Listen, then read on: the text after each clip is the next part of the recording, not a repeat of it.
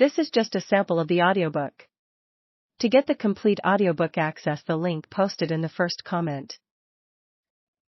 Another proposal that would involve a fundamental change in the structure of college sports is the establishment of professional teams affiliated with colleges and universities. A separate minor league system with home teams centered on campuses seems unattractive, although it leaves a cleaner taste in the mouths of those who oppose the payment of stipends to amateurs.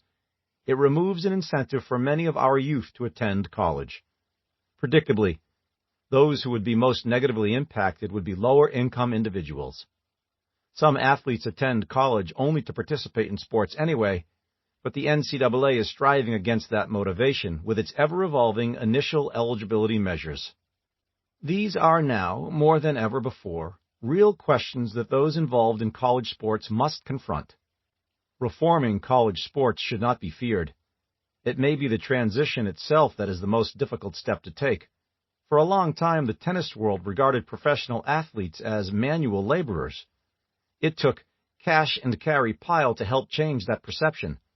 When he finally convinced the female sensation of the day, Suzanne Lenglen, to accept his offer to turn professional, the press acknowledged that she was not denigrating herself, but uplifting the world of sport. Professional sports leagues. In general, professional sports leagues are probably the least active entities in regulating the manner by which sports agents impact both student and professional athletes. Leagues should utilize their financial resources to educate their athletes, as well as prospective professional athletes, regarding agents as well as finances generally. By becoming involved in education, leagues can play a more affirmative role in this nagging problem. The NFL, for example, has taken a number of steps that align with this need. In both its Rookie Symposium and Business Management and Entrepreneurship programs, the league provides athletes with sound financial information that can be used in their dealings with agents and other financial advisors. Players' unions. As discussed in Chapter 10, the unions have the power to deny unscrupulous agents the right to continue practicing their trade. Courts have consistently upheld the authority of unions to decertify, suspend, or otherwise discipline agents when the union's authority to take such actions has been challenged. In addition to the ability to certify and decertify agents, players' unions are the parties with the most leverage to ensure that those who are certified are genuinely qualified.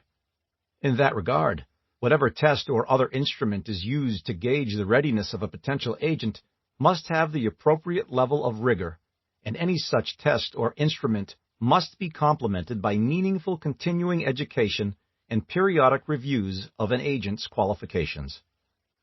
The tide may be turning away, however, from the complacent union that responds to instances of agent corruption and incompetence only after athletes have been victimized. Players' unions are becoming more proactive in regulating agents. Alarmed by scandals involving corrupt agents and financial advisors, the NFLPA has arguably taken a more aggressive posture than any other players' union. Following an explosion in the number of agents that gained NFLPA certification, the union took steps to decrease their numbers in order to weed out incompetent agents and to lessen the burden imposed on its regulatory mechanisms. These steps included increasing the annual dues it charges agents, enhancing the level of difficulty of the examination required for NFLPA certification, and decertifying any agent who does not negotiate at least one contract over a 3-year period. The willingness of the NFLPA to examine the effectiveness of its agent regulations, as well as MLBPA's major overhaul of its agent regulations, suggests players' associations are prepared to be more proactive and aggressive in regulating those members of the agent-athlete industry who represent their members. Educational institutions. As discussed in Chapter 11, colleges and universities have much to lose if they become enmeshed in a sports agent scandal.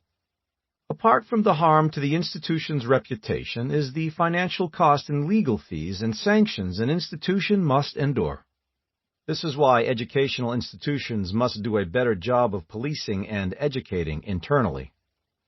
Individual institutions need to aggressively take it upon themselves to provide adequate education in this realm to student athletes who will be entertaining the professional athletics option.